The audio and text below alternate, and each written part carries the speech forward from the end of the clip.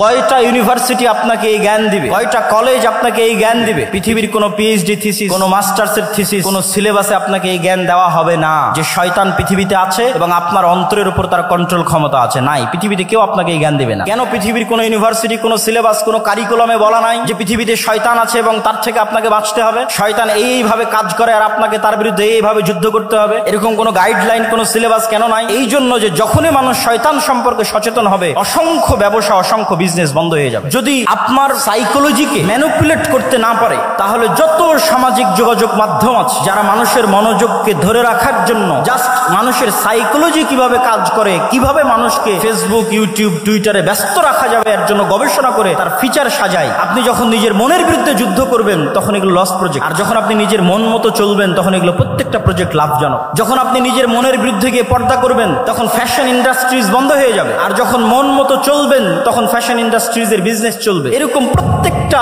ধাপ আছে যা শয়তান ম্যানুফ্যাকচার করে রেখেছে পৃথিবীর মানুষকে ভুলিয়ে রাখার জন্য। কি ভুলিয়ে রাখবে? সালাতের কথা? জি না। শয়তান আপনাকে কি ভুলিয়ে রাখবে? সিয়ামের কথা? জি না।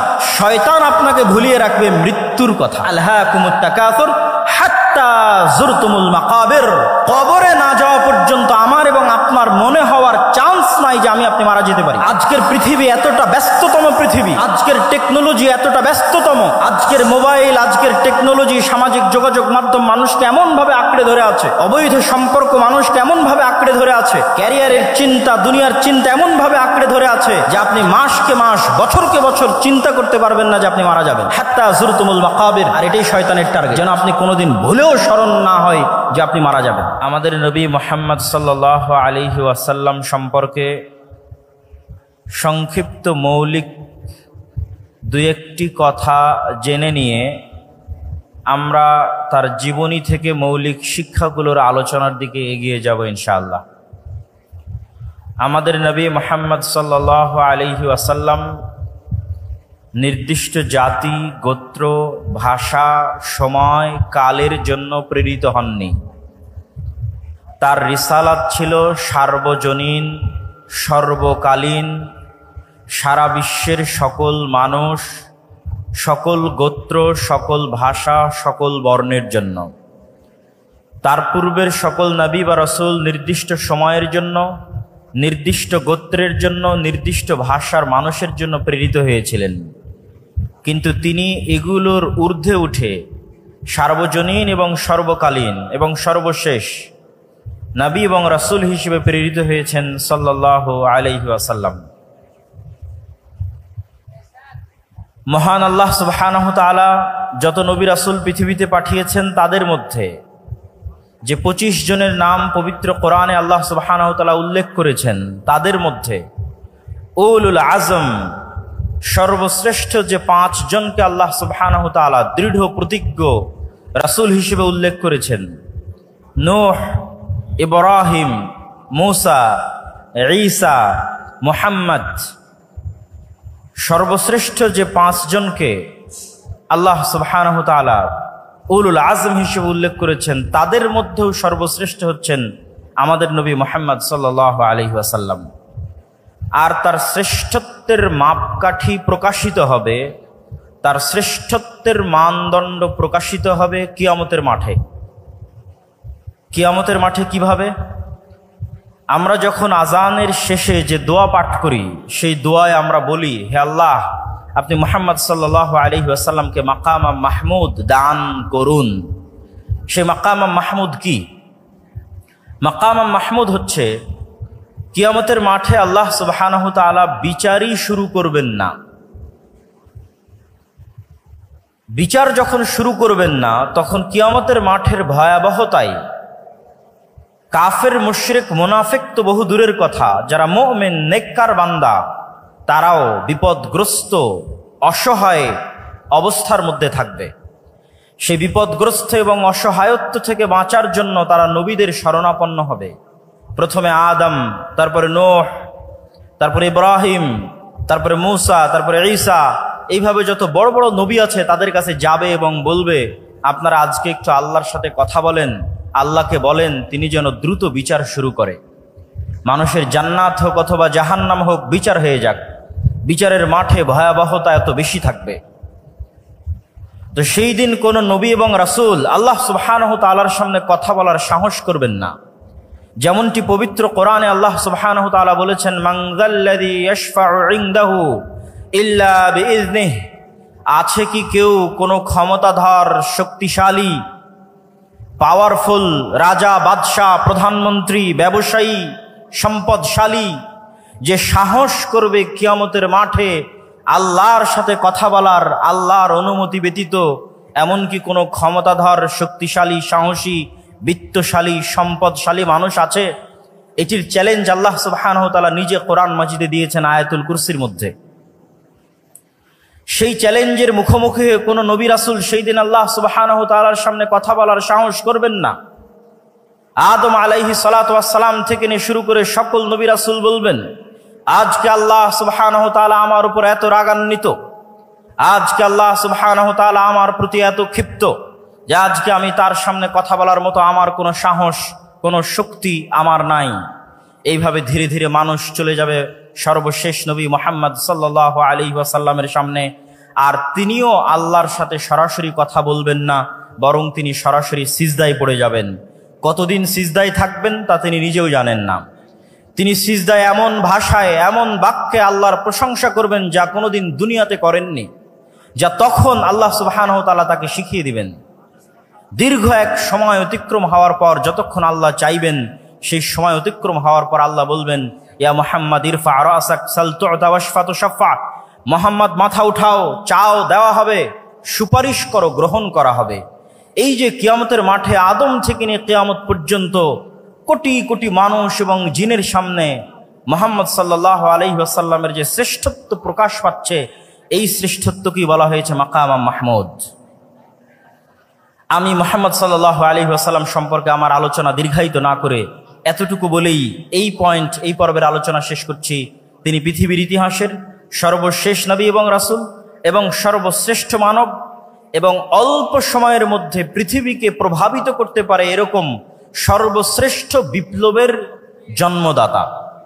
মাত্র 23 বছরে তিনি পৃথিবীতে এমন এক বিপ্লব সৃষ্টি করেছেন যার প্রভাব পৃথিবীর ইতিহাসের সবচেয়ে সুদূর প্রসারী এবং সবচেয়ে প্রভাব বিস্তারকারী বিপ্লব। এবার আমরা চলে যাই রাসূলুল্লাহ সাল্লাল্লাহু আলাইহি ওয়াসাল্লামের জীবনে শিক্ষাগত বা জ্ঞানগত কি মৌলিক শিক্ষা এবং আদর্শ আমাদের জন্য রয়েছে। এই পয়েন্টে যাওয়ার আগে একটু ভূমিকা স্বরূপ আমাকে দুটি কথা বলে নিতে হবে।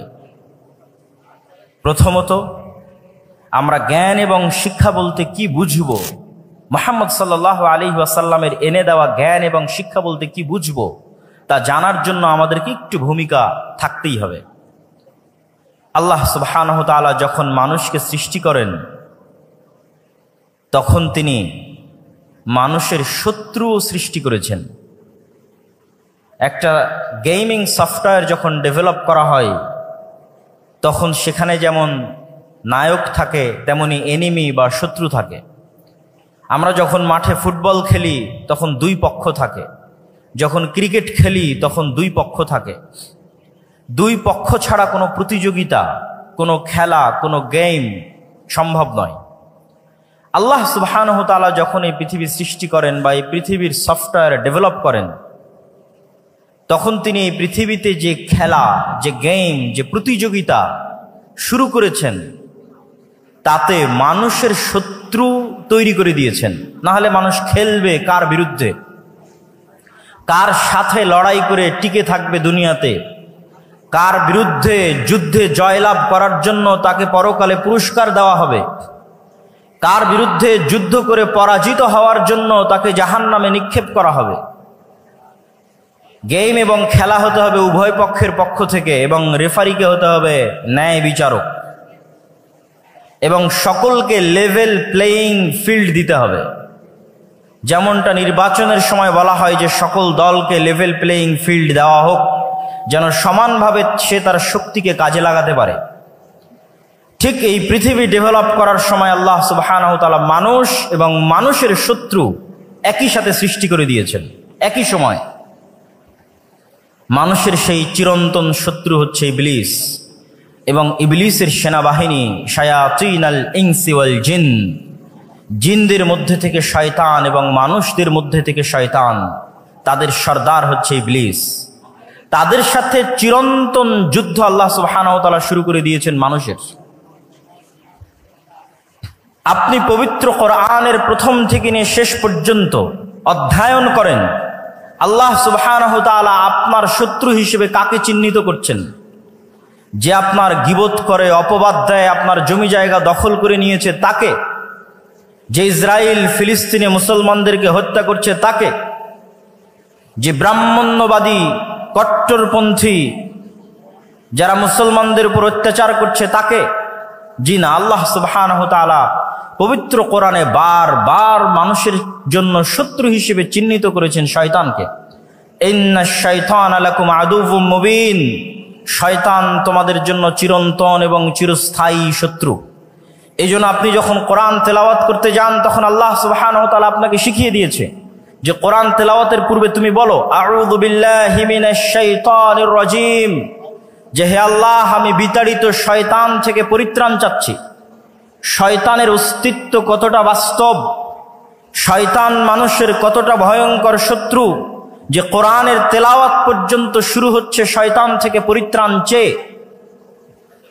পবিত্র কোরআনের শুরু থেকে নিয়ে শেষ পর্যন্ত এবং রাসূল সাল্লাল্লাহু আলাইহি ওয়াসাল্লামের হাদিসকে যদি আপনি সামনে রাখেন, রাসূলুল্লাহ সাল্লাল্লাহু আলাইহি ওয়াসাল্লামের জীবনীকে যদি আপনি সামনে রাখেন, প্রতিটি কর্মকে যদি আপনি সামনে রাখেন, তাহলে দেখবেন রাসূল সাল্লাল্লাহু আলাইহি ওয়াসাল্লাম প্রত্যেকটা আদেশ, প্রত্যেকটা নিষেধ, প্রত্যেকটা দোয়া, প্রত্যেকটা জিকির তিনি শয়তানের বিরুদ্ধে দিয়েছেন। রাসূলুল্লাহ সাল্লাল্লাহু আলাইহি ওয়াসাল্লাম আমাদেরকে সালাম দেওয়া শিখিয়েছেন, তার জীবনের একটি শিক্ষা। তো সালাম দেওয়া শিখাতে গিয়ে তিনি আমাদের কি বলেছেন? যদি তোমাদের কেউ বাড়িতে প্রবেশ করার সময় সালাম দেয় তাহলে শয়তান বলে লা মাবিতা লাকুম ওয়ালা আশা আলাকুম, এই বাড়িতে তোমাদের থাকার জায়গা নাই, খাওয়ার জায়গা নাই, এই বাড়ি থেকে বের হয়ে যাও।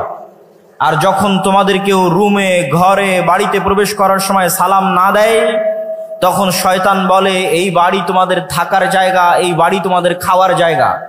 শিখালেন সালাম আর কানেক্ট করলেন শয়তানের সাথে। রাসূলুল্লাহ সাল্লাল্লাহু আলাইহি ওয়াসাল্লাম আমাদেরকে শিখালেন খাওয়ার সময় বিসমিল্লাহ বলতে হবে, কিন্তু কানেক্ট করছেন কার সাথে? যদি তোমাদের মধ্যে কেউ খাওয়ার সময় ইদা আকালা আহাদুকুম ওয়া লাম ইয়াযকুর ইসমাল্লাহ, যদি তোমাদের কেউ খাবার গ্রহণ করে আর বিসমিল্লাহ না বলে, ইয়াকুলু মাআহু শাইতান, তাহলে শয়তান তার সাথে ওই খাদ্য গ্রহণ করে। শিখালেন বিসমিল্লাহ কিন্তু সম্পৃক্ত করছেন শয়তানের সাথে। আপনি রাসূলুল্লাহ সাল্লাল্লাহু আলাইহি ওয়াসাল্লামের পুরো জীবনী উঠিয়ে ফেলেন, প্রত্যেকটা ধাপে, প্রত্যেকটা পদক্ষেপে, প্রত্যেকটা আদেশে শয়তান থেকে বাঁচতে, শয়তানের বিরুদ্ধে পদক্ষেপ গ্রহণ করা হয়েছে। তার মানে শয়তান অবাস্তব, অকল্পনীয় কিছু নয়। আমাদের চিরন্তন যে গেম আল্লাহ সুবহানাহু ওয়া তাআলা শুরু করে দিয়েছেন খেলা, এটি শয়তানের বিরুদ্ধে। এবং এই গেমকে, এই খেলাকে লেভেল প্লেইং ফিল্ড করার জন্য আল্লাহ সুবহানাহু ওয়া তাআলা মানুষের পক্ষে কিছু ঘোষণা দিয়ে রেখেছেন, শয়তানের পক্ষে কিছু ঘোষণা দিয়ে রেখেছেন। শয়তানের পক্ষে দুটি ঘোষণা।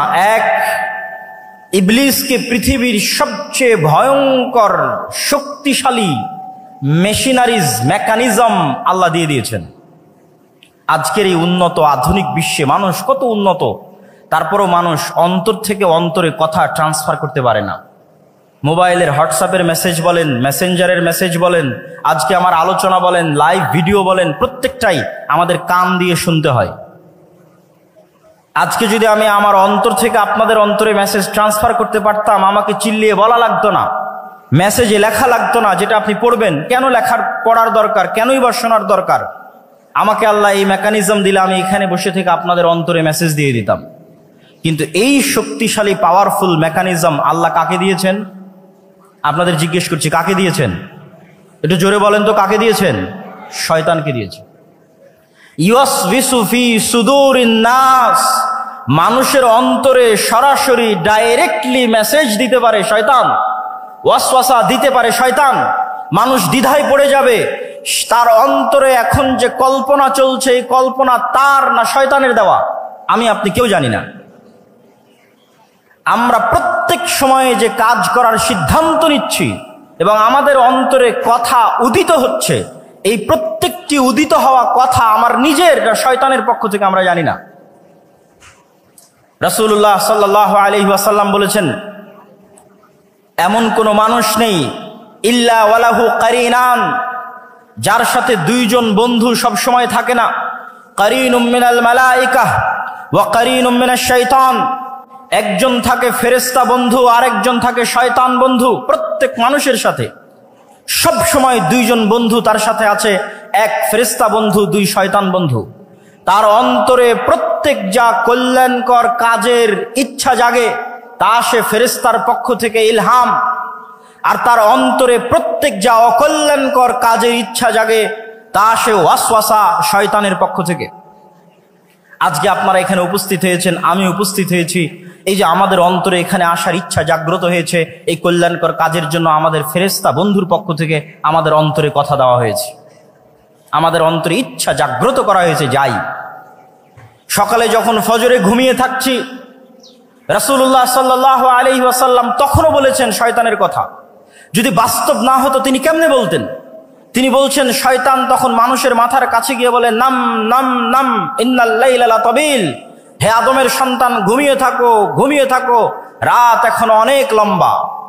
তাহলে আপনি মনে করছেন আমি আমার আরামের জন্য ফজরে ঘুমিয়ে আছি, আর আল্লাহর নবী বলছেন না, আপনার আরামের জন্য নয়, শয়তান আপনার অন্তরে দিচ্ছে তুমি এখন ঘুমিয়ে থাকো।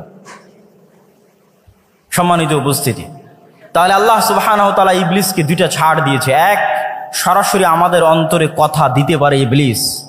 দুই, কিয়ামত পর্যন্ত তার হায়াত বাড়িয়ে দেওয়া হয়েছে। যতদিন আদম আর আদমের সন্তানেরা পৃথিবীতে বসবাস করবে, ততদিন আদম আর আদমের সন্তানদেরকে শত্রুতামূলক জাহান্নামে নিয়ে যাওয়ার দৃঢ় প্রতিজ্ঞ এবং দৃঢ় পণ নিয়ে কাজ করে যাবে ইবলিস এবং তার সাঙ্গপাঙ্গ এবং সেনাবাহিনী। তাদের ওয়াদার কথা আল্লাহ নিজে কোরআন মাজিদে বলেছেন যে ইবলিস এই মর্মে ওয়াদাবদ্ধ যে আমি একাই জাহান্নামে যাব না, আদম সন্তানদেরকে সাথে নিয়ে জাহান্নামে যাব। এই শত্রুতার ঘোষণা আল্লাহ সুবহানাহু ওয়া তাআলা কোরআনে দিয়েছেন। তাহলে ইবলিস এবং শয়তান যদি অবাস্তব হতো, তাহলে কোরআন আর আল্লাহর নবীর জীবনীতে এইভাবে তিনি শয়তানের প্রতি গুরুত্ব আরোপ করতেন না। সম্মানিত উপস্থিতি, তাহলে এবার লেভেল প্লেইং ফিল্ডে ইবলিসের ক্ষমতা অনেক বেশি। তাহলে আদম সন্তানের জন্য কি থাকলো, আমার এবং আপনার জন্য কি থাকলো? কি দিয়ে আমরা শয়তানের বিরুদ্ধে এই যুদ্ধে বিজয়ী হব? এটি রাসূল সাল্লাল্লাহু আলাইহি ওয়াসাল্লামের জীবনের সবচেয়ে বড় মৌলিক শিক্ষা। মহান আল্লাহ সুবহানাহু ওয়া তাআলা পবিত্র কোরআন মাজিদে বলছেন, কুল নাহবিতু মিনহা জামিআ ফাইম্মা ইয়াতিয়ান্নাকুম মিন্নী হুদান ফামান তাবিআ হুদায়া ফালা খাউফুন আলাইহিম ওয়ালা হুম ইয়াহজানুন। আল্লাহ সুবহানাহু ওয়া তাআলা আদেশ দিলেন ইবলিসকে আসমান থেকে নেমে যাওয়ার জন্য, আদেশ দিলেন আদম এবং হাওয়াকে জান্নাত থেকে নেমে যাওয়ার জন্য। আদম এবং হাওয়া আর ইবলিসের গল্প কাল্পনিক নয়, পৃথিবীর সব ধর্ম বইয়ে লেখা আছে। ইহুদিদের বাইবেলে লেখা, ইহুদিদের তাওরাতে লেখা আছে, খ্রিস্টানদের বাইবেলে লেখা আছে, মুসলমানদের কোরআনে লেখা আছে। কমন গল্প, সেম কমন। ইবলিস, আদম, হাওয়া তথা সকল নবী একই মেসেজ দিয়েছে। আমাদের সৃষ্টি রহস্য সম্পর্কে সেম মেসেজ দিয়েছেন সকল নবী। তাহলে আল্লাহ সুবহানাহু ওয়া তাআলা বলছেন, আমি ইবলিসকে বললাম আসমান থেকে নেমে যাও, আদমকে বললাম জান্নাত থেকে নেমে যাও। তারপরে ফাইম্মা ইয়াতিয়ান্নাকুম মিন্নী হুদান ফামান তাবিআ হুদায়া, আজ থেকে ইবলিস আর আদম পরস্পরের শত্রু। ইবলিসকে দিয়ে দিলাম এই ক্ষমতা, আর আদমের জন্য কি দিব? আমার পক্ষ থেকে হেদায়েত যাবে আদমের জন্য। ফাইম্মা ইয়াতিয়ান্নাকুম মিন্নী হুদা, আমার পক্ষ থেকে দিক নির্দেশনা যাবে, গাইডলাইন যাবে, কিভাবে তোমরা শয়তানের বিরুদ্ধে যুদ্ধ করবে, শয়তানের বিরুদ্ধে কিভাবে টিকে থাকবে তার ইনস্ট্রাকশন যাবে। নতুন যখন ফ্রিজ কিনেন, কম্পিউটার কিনেন, যে কোনো মেশিনারিজ কিনেন, তখন গাইডলাইন থাকে, ইনস্ট্রাকশন থাকে। যে কোনো গেম যখন আপনি শুরু করবেন খেলা, গাইডলাইন দেওয়া আছে কিভাবে এই গেমটা আপনি খেলবেন। তো এই পৃথিবীতে আপনি শয়তানের বিরুদ্ধে কিভাবে খেলবেন এবং জিতবেন, হারবেন না, তার দিক নির্দেশনা, গাইডলাইন আল্লাহ পাঠাবে। এটা আল্লাহর ওয়াদা। কোরআনে আল্লাহ বলছেন, ফামান তাবিআ হুদায়া ফালা খাউফুন আলাইহিম ওয়ালা হুম ইয়াহজানুন।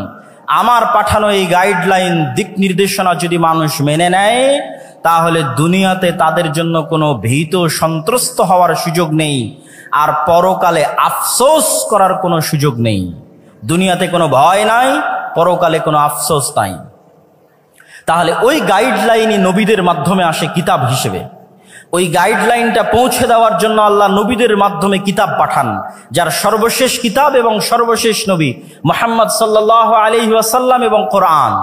এই জন্য কোরআন আর মুহাম্মদ সাল্লাল্লাহু আলাইহি ওয়াসাল্লামের প্রথম কাজ হচ্ছে মানুষকে শয়তান সম্পর্কে জানানো। শয়তান তোমাদের চিরন্তন শত্রু, জানো এর থেকে বাঁচতে এই করতে হবে। লেভেল প্লেইং ফিল্ড করার জন্য দ্বিতীয় মানুষের জন্য মহান আল্লাহ সুবহানাহু ওয়া তাআলার ঘোষণা। যতই আল্লাহ মানুষের জন্য দিক নির্দেশনা গাইডলাইন পাঠাক, তারপরও ইবলিসের ক্ষমতা বেশি। ইবলিস সরাসরি আমার অন্তরে মেসেজ দিতে পারে, আমরা ধোঁকা খেয়ে যাই, মনে করি এটা আমার ইচ্ছা, অতএব চলো আমি এখন গান শুনবো, অতএব চলো এখন অবৈধ রিলেশনশিপে ব্যস্ত হব। যে কোনো অন্যায় কাজ, সে অন্যায় কাজে আমি মনে করি আমার শান্তি, আমার আনন্দের জন্য করছি, কিন্তু আসলে ইবলিস দিচ্ছে। এইটার জ্ঞান কয়জনের কাছে আছে? কয়টা ইউনিভার্সিটি আপনাকে এই জ্ঞান দিবে? কয়টা কলেজ আপনাকে এই জ্ঞান দিবে? পৃথিবীর কোনো পিএইচডি থিসিস, কোনো মাস্টার্সের থিসিস, কোনো সিলেবাসে আপনাকে এই জ্ঞান দেওয়া হবে না যে শয়তান পৃথিবীতে আছে এবং আপনার অন্তরের উপর তার কন্ট্রোল ক্ষমতা আছে। নাই, পৃথিবীতে কেউ আপনাকে এই জ্ঞান দেবে না। পৃথিবীতে যেখানে যাবেন সবাই আপনাকে বলবে তুমি তোমার মন মতো চলো, তোমার মনে যেটা ভালো লাগে সেটা করো। একমাত্র আল্লাহ, কোরআন এবং আল্লাহর নবী বলবে না, ফুল স্টপ। তুমি জানোই না কোনটা তোমার ইচ্ছা আর কোনটা শয়তান তোমার অন্তরে দিয়েছে। আর কেন পৃথিবীর মানুষ আপনাকে এটি থেকে সতর্ক করবে না? কেন পৃথিবীর কোনো ইউনিভার্সিটি, কোনো সিলেবাস, কোনো কারিকুলামে বলা নাই যে পৃথিবীতে শয়তান আছে এবং তার থেকে আপনাকে বাঁচতে হবে? শয়তান এইভাবে কাজ করে আর আপনাকে তার বিরুদ্ধে এইভাবে যুদ্ধ করতে হবে, এরকম কোনো গাইডলাইন, কোনো সিলেবাস কেন নাই? এই জন্য যে যখনই মানুষ শয়তান সম্পর্কে সচেতন হবে, অসংখ্য ব্যবসা, অসংখ্য বিজনেস বন্ধ হয়ে যাবে। অসংখ্য ব্যবসা, অসংখ্য বিজনেস বন্ধ হবে। যদি আপনি আপনার সাইকোলজিকে ম্যানিপুলেট করতে না পারে, তাহলে যত সামাজিক যোগাযোগ মাধ্যম আছে যারা মানুষের মনোযোগকে ধরে রাখার জন্য জাস্ট মানুষের সাইকোলজি কিভাবে কাজ করে, কিভাবে মানুষকে ফেসবুক, ইউটিউব, টুইটারে ব্যস্ত রাখা যাবে এর জন্য গবেষণা করে তার ফিচার সাজায়, আপনি যখন নিজের মনের বিরুদ্ধে যুদ্ধ করবেন তখন এগুলো লস প্রজেক্ট। আর যখন আপনি নিজের মন মতো চলবেন তখন এগুলো প্রত্যেকটা প্রজেক্ট লাভজনক।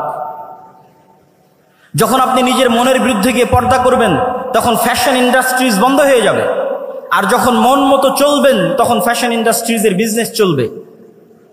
এরকম প্রত্যেকটা ধাপ আছে যা শয়তান ম্যানুফ্যাকচার করে রেখেছে পৃথিবীর মানুষকে ভুলিয়ে রাখার জন্য।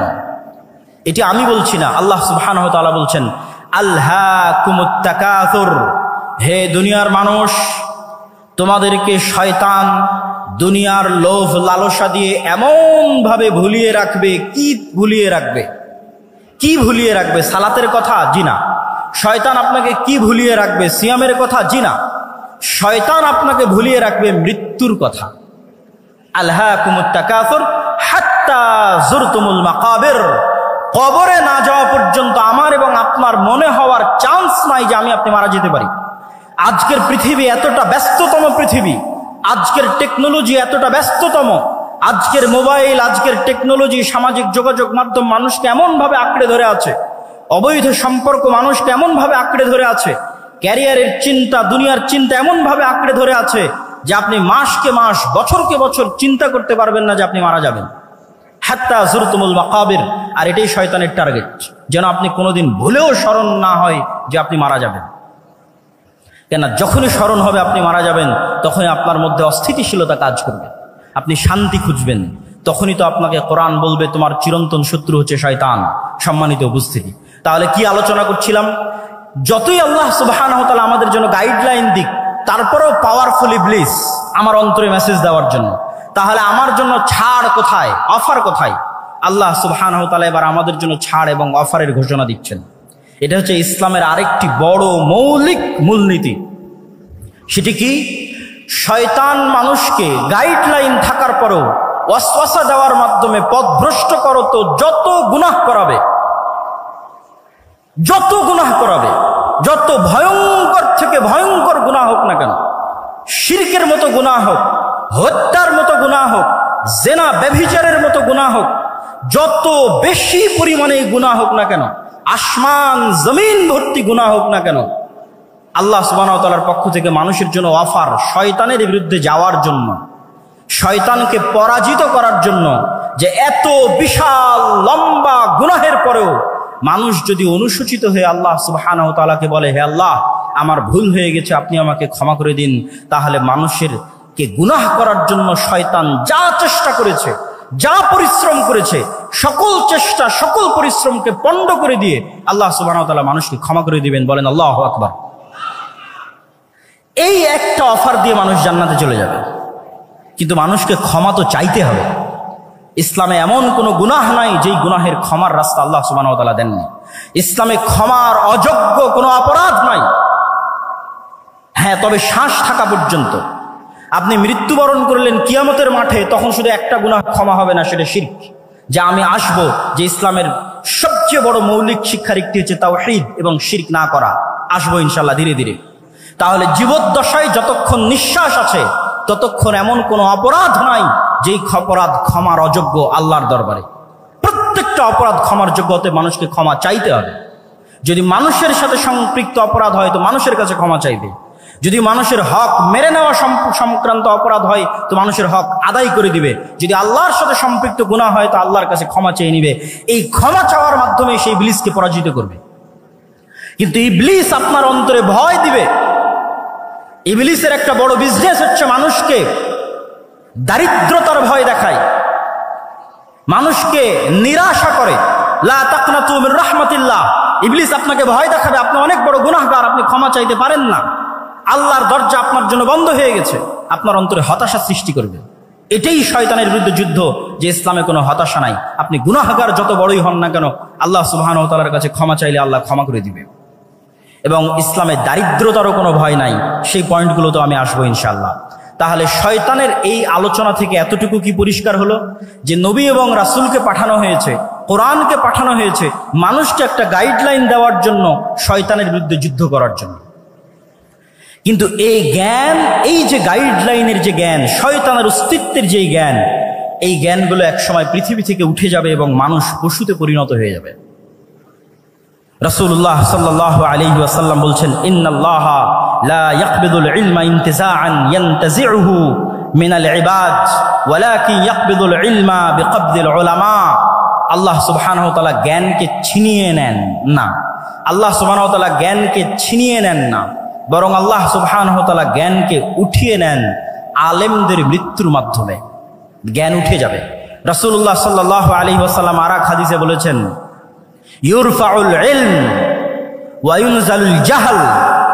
জ্ঞান উঠে যাবে, মূর্খতা বর্ষণ করা হবে পৃথিবীতে, মূর্খতা বৃষ্টির মতো বর্ষিত হবে, আর জ্ঞান উঠে যাবে। আজকে যেহেতু আমাকে ইসলামের জ্ঞান কেন্দ্রিক মূলনীতি আলোচনা করতে বলা হয়েছে, তাহলে আপনাদের কাছে আমার প্রশ্ন, আমরা তো দিন দিন জ্ঞানের জগতে, ঊর্ধ্ব জগতে এগিয়ে যাচ্ছি, জ্ঞান এবং বিজ্ঞানের শীর্ষে আরোহণ করছি। সেখানে আল্লাহর নবী বলছেন জ্ঞান উঠে যাবে এবং মূর্খতা বর্ষিত হবে। তাহলে আমি এবং আপনি জানি না যে প্রকৃত জ্ঞান কোনটা, যেই জ্ঞান আমাদের ইউনিভার্সিটি, আমাদের কলেজের সিলেবাসের মধ্যেই নাই। সেই জ্ঞানের আলোচনায় আজকে আমরা করছি। এই জ্ঞানটা উঠে যাবে। শয়তানের অস্তিত্বের জ্ঞান, শয়তানের সাথে যুদ্ধ করার জ্ঞান, শয়তানকে পরাজিত করার জ্ঞান, শয়তানের সাথে যুদ্ধ করে জিতে থাকার জ্ঞান পৃথিবী থেকে উঠে যাবে। তখন মানুষ ধীরে ধীরে পশুতে পরিণত হবে। আমরা এবং আপনারা স্বাভাবিক মানবিকতা বোধ হারিয়ে পশুতে পরিণত হব। সম্মানিত উপস্থিতি, এখন আসি আমরা শয়তানকে পরাজিত করব কিভাবে। রাসূলুল্লাহ সাল্লাল্লাহু আলাইহি ওয়াসাল্লাম তার জীবনী থেকে কি এমন শিক্ষা আমাদেরকে দিয়ে গেছেন যার মাধ্যমে আমরা শয়তানকে পরাজিত করতে পারি। রাসূলুল্লাহ সাল্লাল্লাহু আলাইহি ওয়াসাল্লাম ওই হাদিসটি যখন বললেন যে প্রত্যেক মানুষের সাথে দুইজন বন্ধু আছে, একজন শয়তান, একজন ফেরেশতা, তখন এক সাহাবী আল্লাহর নবীকে জিজ্ঞেস করছে, আল্লাহর নবী, আপনার সাথেও কি শয়তান বন্ধু আছে? এটি খুবই আশ্চর্যজনক একটি হাদিস। এখান থেকে আমাদের আজকের আলোচনা শুরু হবে। তখন রাসূলুল্লাহ সাল্লাল্লাহু আলাইহি ওয়াসাল্লাম বলছেন, হ্যাঁ, আমার সাথেও শয়তান আছে, তবে আমার শয়তান ইসলাম গ্রহণ করেছে, বা শাব্দিক অর্থ বললে আত্মসমর্পণ করেছে, সারেন্ডার করেছে। ইসলাম শব্দের শাব্দিক অর্থ কিন্তু আত্মসমর্পণ করা, সারেন্ডার করা। তাহলে আল্লাহর নবীর সাথে শয়তান আছে, কিন্তু তার শয়তান আত্মসমর্পণ করেছে, সারেন্ডার করেছে। এখন প্রশ্ন, আমাদের সাথে যে শয়তান আছে সে কিভাবে আত্মসমর্পণ করবে, সে কিভাবে সারেন্ডার করবে? শাহ ওলিউল্লাহ মুহাদ্দিস দেহলভী তার হুজ্জাতুল্লাহিল বালেগার মধ্যে লিখছেন, এই হাদিসকে সামনে রেখে তিনি আলোচনা করছেন যে মানুষের অন্তরে সবসময় দুইটা গ্রুপের লড়াই চলে, রুহে রব্বানি আর নফসে শয়তান। মানুষের যে রুহের জগতে ছিল, সেই রুহ আল্লাহকে মানার ওয়াদা করেই পৃথিবীতে এসেছে। তাহলে প্রত্যেকটা মানুষ জন্মগতভাবে মুসলিম। আর এক হাদিসে রাসূল সাল্লাল্লাহু আলাইহি ওয়াসাল্লাম স্পষ্ট করেছেন যে প্রত্যেক মানুষ জন্মগতভাবে মুসলিম। তাহলে রুহে রব্বানি, যেই রুহে রব্বানির মাধ্যমে ফেরেশতা ইলহাম দেয় আপনার অন্তরে ভালো কাজের, আর নফসে শয়তানি, যার মাধ্যমে শয়তান ওয়াসওয়াসা দেয় মন্দ কাজের, এই দুইটার যুদ্ধ সবসময় চলতে থাকে। এখন মানুষ তার স্বভাব চরিত্র দিয়ে, তার কাজ দিয়ে কোনটাকে তার অন্তরে বিজয়ী করবে আর কোনটাকে তার অন্তরে পরাজিত করবে, সেটির সিদ্ধান্ত মানুষের। একটা হচ্ছে রুহে রব্বানি, যার মাধ্যমে ফেরেশতা কাজ করে, নফসে শয়তানি, যার মাধ্যমে শয়তান কাজ করে।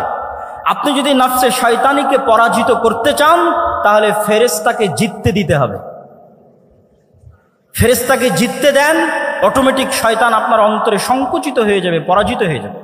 ফেরেশতাকে জিততে দিবেন কিভাবে? আপনাকে আরেকটা ইসলামের মৌলিক শিক্ষা বলে যাই। সবসময় দেখবেন রাসূল সাল্লাল্লাহু আলাইহি ওয়াসাল্লাম এবং আল্লাহ সুবহানাহু ওয়া তাআলা ফেরেশতার শয়তানকে পরস্পরের মুখোমুখি করে দাঁড় করিয়েছে।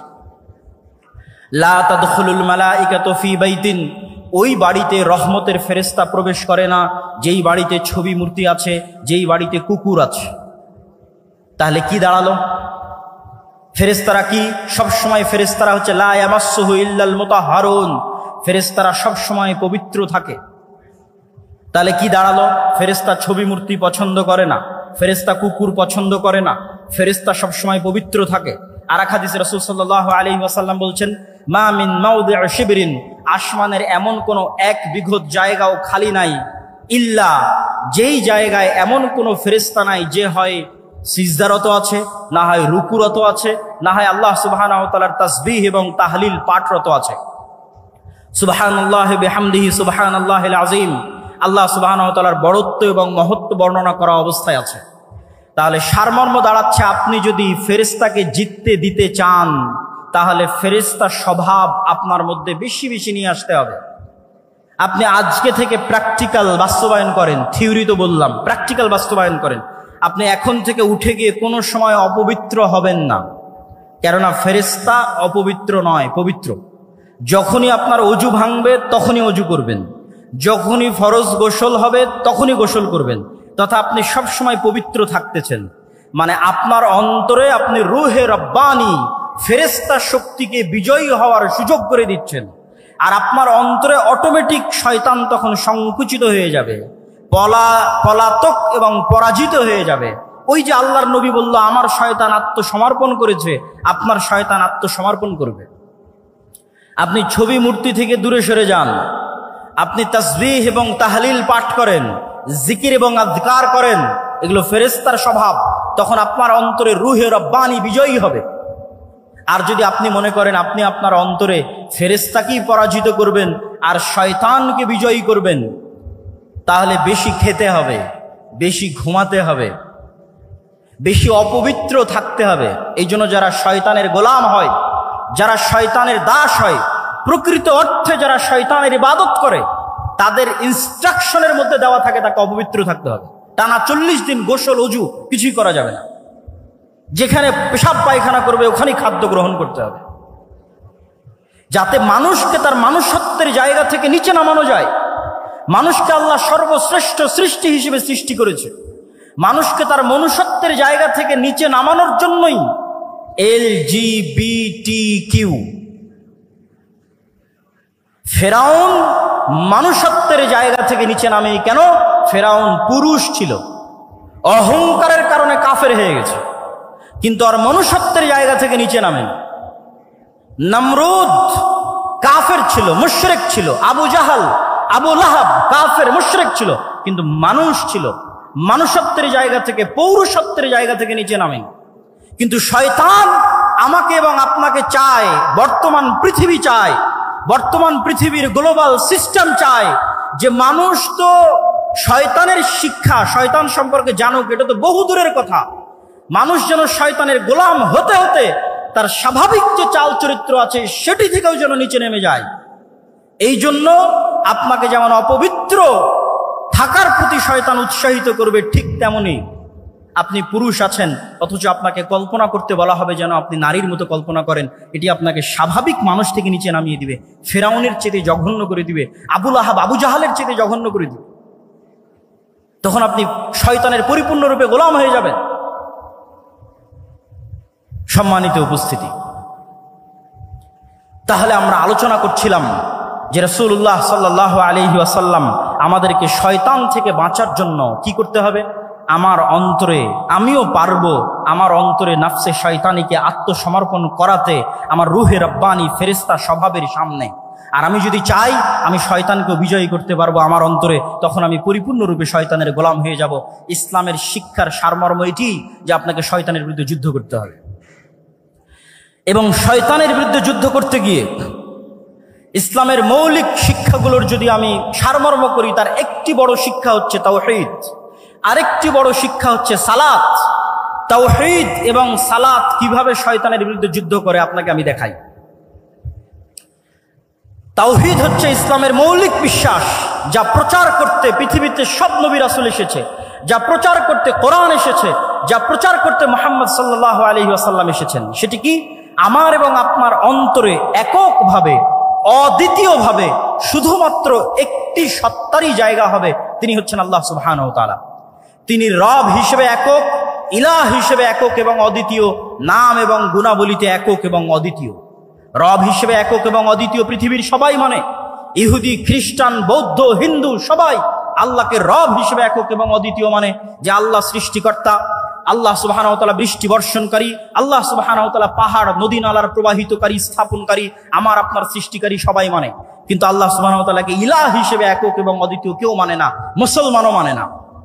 বহু মুসলিম আল্লাহকে রব হিসেবে একক এবং অদ্বিতীয় স্বীকার করলেও ইলাহ হিসেবে মানে না। ইলাহ মানে আপনার অন্তরের ভক্তি এবং শ্রদ্ধা, যতটুকু আপনার ভক্তি এবং শ্রদ্ধা আপনি করতে পারেন তার পুরোটাই, অন্য কাউকে দেওয়া বহু দূরের কথা, যতটুকু ভক্তি শ্রদ্ধা আছে ততটুকু আল্লাহ সুবহানাহু ওয়া তাআলার সামনে সমর্পণ করতে হবে। যতটুকু চাওয়ার আছে ততটুকু আল্লাহ সুবহানাহু ওয়া তাআলার সামনে চাইতে হবে। আপনি যদি আপনার অন্তরে আল্লাহর অস্তিত্ব ব্যতীত আর কোনো কিছুকে, ইট পাথরের কোনো খাম্বার সম্মানও যদি আপনার অন্তরে থাকে, ইট পাথরের তৈরি কোনো খাম্বার সম্মানও যদি আপনার অন্তরে থাকে, তাহলে আপনি আল্লাহর সামনে, আল্লাহর উলুহিয়াতের সামনে পরিপূর্ণ আত্মসমর্পণ করছেন না। সামগ্রিক বিধানদাতা হিসেবে আল্লাহ সুবহানাহু ওয়া তাআলার সামনে যদি আপনার আত্মসমর্পণ না থাকে,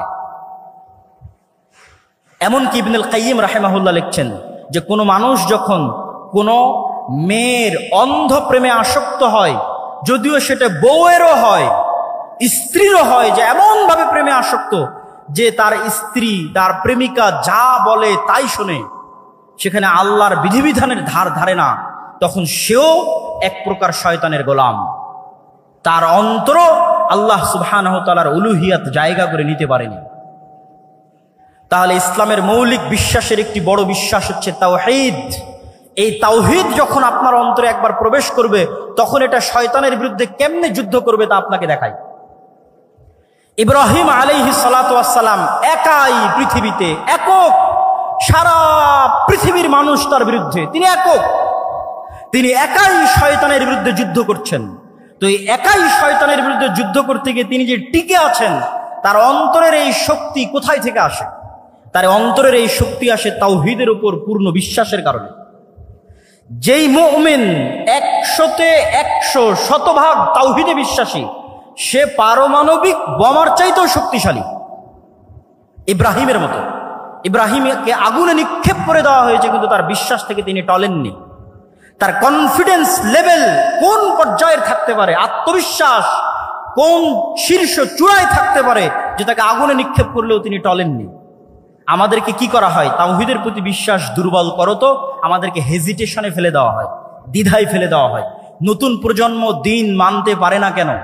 হেজিটেটেড থাকে, ফ্রাস্ট্রেশনে থাকে, হতাশায় থাকে, দ্বিধায় থাকে। আমি যদি দাড়ি রাখি মানুষ কি বলবে, আমি যদি সালাত আদায় করি সমাজ কি বলবে, আমি যদি শুধু এই চাকরি ছেড়ে দিই তাহলে খাবো কি। এই যে প্রত্যেক পয়েন্টে হেজিটেশন, এগুলো আসে কেন? তাওহীদের প্রতি বিশ্বাস দুর্বল থাকার কারণে। তাওহীদের জ্ঞান যার মধ্যে আছে, যে আল্লাহর একত্ববাদ এবং অদ্বিতীয়ত্ব সম্পর্কে পরিপূর্ণ জ্ঞান অর্জন করেছে, তার অন্তর শয়তানের বিরুদ্ধে সবচেয়ে বেশি শক্তিশালীভাবে যুদ্ধ করতে পারবে। তার অন্তর সবচেয়ে কনফিডেন্ট থাকবে তার দ্বীনের উপর, তার বিশ্বাসের উপর। আজকের পৃথিবীতে ইহুদিরা ভ্রান্তির উপরও আমাদের চেয়ে বেশি কনফিডেন্ট, ভ্রান্তির উপরেও আমাদের চাইতে বেশি কনফিডেন্ট। আর আমরা মুসলিমরা, আমাদের কনফিডেন্স নাই, কনফিডেন্স হারিয়ে ফেলেছি। দীর্ঘ 190 বছরের কলোনিয়াল সিস্টেমে তাদের গোলামির কারণে আমাদের রক্তের মধ্যে এমনভাবে গোলামি প্রবেশ করেছে যে আমরা কখনো স্বাধীনভাবে চিন্তা করতে পারি না, নিজের দ্বীনের উপর পূর্ণ আস্থা এবং পূর্ণ বিশ্বাস কনফিডেন্টলি স্থাপন করতে পারি না, কেননা আমাদের মধ্যে তাওহীদের জ্ঞান নাই। 2 নাম্বার, সালাত কিভাবে আপনাকে শয়তানের বিরুদ্ধে যুদ্ধ করায়। আপনি তো ইসলামের সারমর্ম দেখলেন যে এই অন্তরকে কন্ট্রোল করতে পারতে হবে। তো অন্তরকে কন্ট্রোল করার জন্য শুধু বিরত থাকার মাধ্যমে কখনো প্র্যাকটিস হয় না। আপনি সেনাবাহিনীতে জয়েন করলে কঠোর পরিশ্রমের মাধ্যমেই আপনাকে সেনাবাহিনীর র্যাঙ্কিং বাড়াতে হবে। তো এই 5 ওয়াক্ত সালাত শয়তানের বিরুদ্ধে যুদ্ধ। প্রতি 5 ওয়াক্ত সালাত জামাতের সাথে মসজিদে উপস্থিত হওয়ার মাধ্যমে আপনি দিনে 5 বার শয়তানকে পরাজিত করেন। এই জন্য রাসূলুল্লাহ সাল্লাল্লাহু আলাইহি ওয়াসাল্লাম বলেছেন, যে ব্যক্তি টানা 40 দিন মসজিদে এসে তাকবীরে তাহরিমার সাথে সালাত আদায় করলো, সে মুনাফিকি থেকে মুক্তি পেয়ে গেল, জাহান্নামের আগুন থেকে মুক্তি পেয়ে গেল। কেন? মানে টানা 40 দিন প্রায় 200 ওয়াক্ত সালাত, মানে 200টা বিশ্বযুদ্ধে শয়তানকে পরাজিত করা। তো যে এক টানা পরস্পর 200টা যুদ্ধে শয়তানকে পরাজিত করতে পারবে, তার অন্তরের উপর তার কন্ট্রোল ক্ষমতা কায়েম হয়ে গেছে, প্রতিষ্ঠিত হয়ে গেছে। ওই যে রাসূল সাল্লাল্লাহু আলাইহি ওয়াসাল্লামের শয়তান আত্মসমর্পণ করেছে, আপনার শয়তান আত্মসমর্পণ করে ফেলেছে। কেননা 200টা যুদ্ধে আপনি তাকে পর পর পরাজিত করেছে। তাহলে সালাত হচ্ছে শয়তানের বিরুদ্ধে সবচেয়ে বড় যুদ্ধ। এই জন্য সালাতকে এত শক্তিশালীভাবে ইসলামে একটি মাত্র কাজ দেওয়া আছে, আর কোনো কাজ দেওয়া নাই।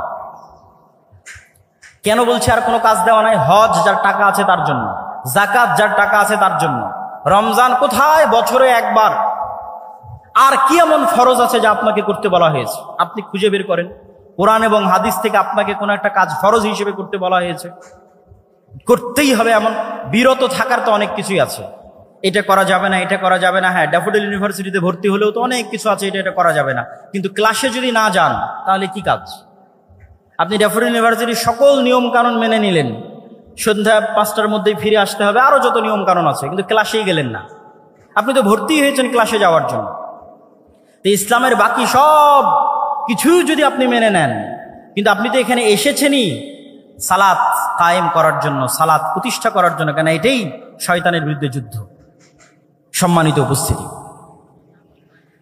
ইসলামের সারমর্ম বলতে গিয়ে আমরা যে পয়েন্টগুলো তুলে ধরছি, তার মধ্যে ইসলামের মৌলিক শিক্ষা বলতে গিয়ে তার মধ্যে 1 নাম্বার আমরা শয়তানের বিষয়টি তুলে ধরেছি। 2 নাম্বার, শয়তানের বিরুদ্ধে যুদ্ধ করতে গিয়ে তাওহীদের কি ভূমিকা সেটি তুলে ধরলাম। 3 নাম্বার, শয়তানের বিরুদ্ধে যুদ্ধ করতে গিয়ে সালাতের কি ভূমিকা সেটি তুলে ধরলাম। এবার আমরা আসি ইসলামের সামগ্রিক যে রূপটা আছে। ইন্নাদ দীনা ইনদাল্লাহিল ইসলাম, Islam is a complete code of life. আমরা তো সবাই মুখস্থ, কিন্তু এটিকে আমরা বাস্তবে বুঝি যে ইসলাম হচ্ছে মানুষের সকল সামগ্রিক জীবনের বিধিবিধান।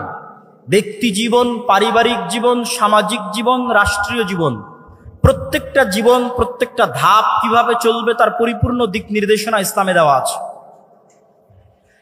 এই পরিপূর্ণ দিক নির্দেশনা সম্পর্কে আল্লাহ সুবহানাহু ওয়া তাআলা কোরআন মাজিদে বলেছেন, ওমাই ইয়াবতাগি গায়রাল ইসলামি দীনা, যে ব্যক্তি ইসলামের এই কমপ্লিট কোড অফ লাইফ থাকার পরে অন্য আর কোনো জীবন বিধান অনুসন্ধান করবে, তার পক্ষ থেকে সেটি গ্রহণ করা হবে না। আজকে নতুন করে বাংলাদেশে লালনবাদ মানে ইসলাম যদি কমপ্লিট কোড অফ লাইফ আপনি মনে না করেন, তো আপনার কোনো না কোনো কিছু পূরণ করার জন্য কোনো না কোনো থিওরি লাগবে। রাষ্ট্র পরিচালনার জন্য গণতান্ত্রিক থিওরি লাগবে, ডেমোক্রেটিক্যাল অবকাঠামো লাগবে, ঠিক আরো অনেক কিছুর জন্য আরো অনেক কিছু লাগবে, সেগুলো বলতে চাচ্ছি না। কিন্তু আপনাকে বুঝতে হবে যে ইসলাম হচ্ছে একটি সামগ্রিক জীবন বিধান এবং পৃথিবীর সকল মানুষের জন্য, এবং পৃথিবীর সকল মানুষ আল্লাহ সুবহানাহু ওয়া তাআলার কাছে সমান। ইসলামের কাছে পৃথিবীর সকল মানুষ সমান, সাদা কালো, হিন্দু বৌদ্ধ খ্রিস্টান মুসলিম সকল মানুষ মানুষ হিসেবে সমান। আল্লাহ সুবহানাহু ওয়া তাআলা পবিত্র কোরআন মাজিদে বলছেন, ইয়া আইয়ুহান নাস ইন্না খালাকনাকুম মিন যাকারিন ওয়া উনসা, আমি তোমাদেরকে সৃষ্টি করেছি এক পুরুষ এবং এক নারী হতে, ওয়া জাআলনাকুম শুউবান ওয়া কাবাইলা, আর তোমাদেরকে জাতি গোত্রে ভাগ করে দিয়েছি। তাহলে সব মানুষকে আল্লাহ মানুষ হিসেবে সম্বোধন করেছেন, আদমের সন্তান হিসেবে সম্বোধন করেছেন। আল্লাহর নবী কি বলেছেন? ইয়া আইয়ুহান নাস, হে দুনিয়ার মানুষ, ইন্না রাব্বাকুম ওয়াহিদ, তোমাদের প্রতিপালক একজন, ওয়া ইন্না আবাকুম ওয়াহিদ, আর তোমাদের সকলের পিতা একজন। জো বাইডেনের পিতা আর ডক্টর ইউনূসের পিতা একজন। ইন্না আবাকুম ওয়াহিদ, তোমাদের সকলের পিতা একজন, তিনি হচ্ছে আদম। অতএব পৃথিবীর সকল মানুষ সমান, নো ডিসক্রিমিনেশন, কোনো বৈষম্য নাই আল্লাহ সুবহানাহু ওয়া তাআলার কাছে। ইসলামের কাছে কোনো বৈষম্য নাই। তাহলে ইসলামের যোগ্যতার মাপকাঠি কি? যেমন ছাত্ররা কোটার বিরুদ্ধে আন্দোলন করেছে, কোটা সংস্কার। ইসলামে কোনো কোটা সিস্টেম আছে নাকি জান্নাতে যাওয়ার জন্য? নাই। ইসলামের যোগ্যতার মাপকাঠি এমন যেটা সকলেই অর্জন করতে পারবে। ইন্না আকরামাকুম ইনদাল্লাহি আতকাকুম, তুমি কালো হও সাদা হও, তুমি টাকা পয়সাওয়ালা হও আর গরিব হও আর ধনী হও, যে লেভেলে থাকো না কেন, প্রধানমন্ত্রী হও আর রিক্সাওয়ালা হও, জান্নাতে যাওয়ার জন্য কোনো কোটা নাই। একটাই সিস্টেম যেটা প্রধানমন্ত্রীও আয়ত্ত করতে পারবে, রিক্সাওয়ালাও আয়ত্ত করতে পারবে, সেটা তাকওয়া, পরহেজগারিতা, আল্লাহ ভীরুতা। ওমাই ইয়াত্তাকিল্লাহ ইয়াজআল লাহু মাখরাজা ওয়া ইয়ারযুকহু মিন হাইথু লা ইয়াহতাসিব, আর যে ব্যক্তি আল্লাহকে ভয় করবে, আল্লাহ পৃথিবীতে চলার জন্য তার রাস্তা বের করেই দিবেন। যেভাবেই হোক, যেখান থেকেই হোক, তার রাস্তা আল্লাহ বের করবেনই করবেন। ওয়া ইয়ারযুকহু মিন হাইথু লা ইয়াহতাসিব, আর এমন জায়গা থেকে আল্লাহ তার রিজিকের ব্যবস্থা করে দিবেন যেখান থেকে সে নিজেও কল্পনা করতে পারে না। ওয়ামান ইয়াতাওয়াক্কাল আলাল্লাহ ফাহুয়া হাসবুহ, আর যে ব্যক্তি আল্লাহর উপর পূর্ণ আস্থা রাখে, আল্লাহ তার অভিভাবক হিসেবে যথেষ্ট। নি'মাল মাওলা ওয়া নি'মান নাসির, আর তিনি সর্বশ্রেষ্ঠ অভিভাবক। সম্মানিত উপস্থিতি, তাহলে এই আয়াত থেকে ইসলামের সারমর্ম কিন্তু আমাদের সামনে ফুটে উঠল। এবার আমি বলি, ইসলামের সফলতার মানদণ্ড কি? সফল তো হবেন তাকওয়া দিয়ে। সফলতার মানদণ্ড কি? তাকওয়া দিয়ে কি অর্জন করতে চান? আমাদের কাছে সাকসেসফুল কেরিয়ারের জন্য অসংখ্য মোটিভেশনাল স্পিকার আছে, স্পিচ আছে, কিন্তু ইসলামের দৃষ্টিতে সাকসেসফুল কেরিয়ার কোনটা? আল্লাহ সুবহানাহু ওয়া তাআলা কোরআন মাজিদে বলছেন, ফামান যুহজিহা আনিন নার ওয়া উদখিলাল জান্নাহ ফাকাদ ফাজ। সফল সেই, সাকসেসফুল কেরিয়ার তারই যে কিয়ামতের মাঠে দেখবে তাকে জাহান্নাম থেকে বাঁচিয়ে দেওয়া হচ্ছে এবং তাকে জান্নাতে প্রবেশ করার সুযোগ দেওয়া হচ্ছে, সে হচ্ছে সাকসেসফুল কেরিয়ারের অধিকারী। সফলতার মানদণ্ড হচ্ছে আমি জান্নাতে যেতে পারলাম কিনা, না আমি জাহান্নামে চলে গেলাম। সম্মানিত উপস্থিতি, আমি ইসলামের সামগ্রিক এবং সার্বিক একটি চেহারা আপনাদের সামনে তুলে ধরি। ব্যক্তি জীবনের আলোচনা হলো, পারিবারিক জীবনে ইসলাম দুটি জিনিস চায়। এক, বংশ সুরক্ষা করতে, মানুষ যেন তার পিতৃ পরিচয় হারিয়ে না ফেলে, এই জন্য জেনা সহ সকল অবৈধ সম্পর্ক নিষিদ্ধ করে দেওয়া হয়েছে। তালাকের যে লম্বা বিধিবিধান, এগুলো দেওয়া হয়েছে মানুষের বংশনামা সুরক্ষা করার জন্য। সামাজিক জীবনে ইসলাম কি চায়? সামাজিক জীবনে ইসলাম চায় ন্যায় বিচার, সততা। রাষ্ট্রীয় জীবনে ইসলাম কি চায়? রাষ্ট্রীয় জীবনে সততা এবং ন্যায় বিচারের পাশাপাশি মানুষের 5টি অধিকার নিশ্চিত করতে চায়। আর সততা এবং ন্যায় বিচার ইসলামের সকল মূলনীতির সারমর্ম, যেটা দিয়ে আজকের বক্তব্য শেষ করে দিব। এতক্ষণ পর্যন্ত যা আলোচনা করলাম, যা আপনাদেরকে ইসলামের দর্শন, ইসলামের থিওরি বোঝানোর চেষ্টা করলাম রাসূল সাল্লাল্লাহু আলাইহি ওয়াসাল্লামের জীবনী থেকে, তার সারমর্ম লুব্বে লুবাব এক বাক্যে যদি শেষ করি, সেটি হচ্ছে সত্যবাদিতা, ন্যায়পরায়ণতা। আজকের এটা বলে আমার বক্তব্য শেষ করে দিব। দুঃখজনক হলেও সত্য, আমরা মুসলমানেরা মনে করে নিয়েছি, ছাত্র ভাইদের দৃষ্টি আকর্ষণ করছি, আমার আলোচনার সকল পয়েন্ট যদি ভুলে যান, এই শেষের পয়েন্টটা আর শুরুতে যে শয়তানের আলোচনা করেছিলাম এই দুটো পয়েন্ট ভুলবেন না। আজকের শেষের এই পয়েন্টটা মনে রাখার চেষ্টা করবেন। আমাদের মধ্যে অনেকেই মনে করে আমি বাংলাদেশে ইসলাম কায়েম করে ফেলবো। কিভাবে ইসলাম কায়েম করবেন? সবাই যদি নামাজি হয়ে যায় ইসলাম কায়েম হয়ে গেল, সবাই যদি পর্দা করে ইসলাম কায়েম হয়ে গেল। জি না, ইসলামের সবচেয়ে বেসিক এলিমেন্ট, সবচেয়ে মূল ভিত্তি হচ্ছে সত্যবাদিতা, ন্যায়পরায়ণতা। বাইতুল মুকাররমের মধ্যে নামাজি মানুষ মারামারি করতেছে, বাইতুল মুকাররমের মধ্যে যার দাড়ি আছে, টুপি আছে, পাঞ্জাবি আছে, সে মারামারি করতেছে। তার মানে কি? তার মানে সে ইসলামের বেসিক এলিমেন্ট সম্পর্কে জানে না। সে মনে করেছে ইসলাম মানে সালাত, সে মনে করেছে ইসলাম মানে হজ, সে মনে করেছে ইসলাম মানে পর্দা। কিন্তু ইসলাম মানে আগে ন্যায়পরায়ণতা, আগে সত্যবাদিতা। মুহাম্মদ সাল্লাল্লাহু আলাইহি ওয়াসাল্লাম সালাত শিখেছে 40 বছর পরে, সূরা ফাতিহা শিখেছে 40 বছর পরে, আর উনি জন্মগত সত্যবাদী এবং ন্যায়পরায়ণ। তথা 40 বছর যাবৎ যেই গুণ তিনি জন্মগত বহন করেছেন নবী হওয়ার আগেও, সেটি হচ্ছে তিনি সত্য বলতেন, কোনোদিন মিথ্যা বলেননি। 2, তিনি সৎ এবং ন্যায়পরায়ণ, কোনোদিন মানুষের প্রতি অন্যায় করেননি। পৃথিবীতে আল্লাহ যত নবী রাসূল পাঠিয়েছেন, প্রত্যেক নবী রাসূলকে নবী হওয়ার আগে এই দুটি মৌলিক গুণাবলীর অধিকারী হতে হয়েছে। 1, সত্য কথা বলতে হবে, ন্যায়পরায়ণ হতে হবে। কেন? এই গুণটা আল্লাহর। আল্লাহ সত্যবাদী, আল্লাহ ন্যায়পরায়ণ। আল্লাহ বলে দিয়েছেন তিনি কিয়ামতের মাঠে বলিনি কোটার ভিত্তিতে বিচার হবে না, আর কোনো কিছুর ভিত্তিতে বিচার হবে না, উনি ন্যায়পরায়ণ। তিনি বলেছেন ইন্নী হারামতু যুলমা আলাইয়া, আমি আল্লাহ আমার উপর অত্যাচার করাকে হারাম করে নিয়েছি। এই যে পৃথিবী সৃষ্টি করে দিলাম, গেম ওপেন করে দিলাম, সফটওয়্যার ডেভেলপ করে দিলাম, এখন এখানে প্লাস আর মাইনাস পয়েন্ট বাড়তে থাকবে, কমতে থাকবে। মনে করেন শেয়ার বাজার যে মেরে নিয়ে গেছে ওর হয়েছে প্লাস প্লাস প্লাস, আর যার মেরে নিয়েছে ওর হয়েছে মাইনাস মাইনাস মাইনাস। এখন কিয়ামতের মাঠে আল্লাহ যদি এই প্লাস মাইনাসকে ক্যান্সেল করে জিরো না বানাতে পারেন, তাহলে আল্লাহ নন, নাউজুবিল্লাহ। এটা তার দাবি যে তিনি ন্যায়পরায়ণ। মানে পৃথিবীতে যা অন্যায় সংঘটিত হয়েছে, মানুষের সাথে তো বহু দূরের কথা, পশুর সাথেও যা অন্যায় সংঘটিত হয়েছে তা তিনি মিটমাট করে দিয়ে পৃথিবীর রেজাল্ট করবেন জিরো। পৃথিবী যখন শুরু হয়েছিল তখন জিরো, আর পৃথিবীতে মানুষ যা অন্যায়, অনাচার, মারামারি, কাটাকাটি, ঢাকা বিশ্ববিদ্যালয়ে একজনকে অন্যায়ভাবে হত্যা করা হলো, ওই বিষয়ে রাসূল সাল্লাল্লাহু আলাইহি ওয়াসাল্লামের একটা হাদিস শুনেন। রাসূল সাল্লাল্লাহু আলাইহি ওয়াসাল্লাম বলছেন লাউ ইজতামা আল ইনসু ওয়াল জিন, সারা পৃথিবীর সব মানুষ আর সারা পৃথিবীর সব জিন মিলে যদি একজন নিরপরাধ মানুষকে হত্যা করে, তাহলে আল্লাহ সুবহানাহু ওয়া তাআলা সারা পৃথিবীর সব মানুষ আর সব জিনকে জাহান্নামে নিক্ষেপ করতে 2 বারও ভাববেন না, চুল পরিমাণও চিন্তা করবেন না। এটাই তার ন্যায়পরায়ণতার মাপকাঠি, তিনি ন্যায়পরায়ণ। তাহলে ইসলামের মূল শিক্ষা কি? ইসলামের মূল সারমর্ম কি? সত্যবাদী হওয়া, ন্যায়পরায়ণ হওয়া। গত 15 বছর যে ফ্যাসিজম প্রতিষ্ঠিত ছিল, এই ফ্যাসিজমে হাজারো ওসি, লক্ষ ডিসি, লক্ষ এসপি, নামাজি, হাজি, দরবেশ, সে মনে করেছে সালাত ইসলাম, কিন্তু সে তার দায়িত্বে ন্যায়পরায়ণ নয়।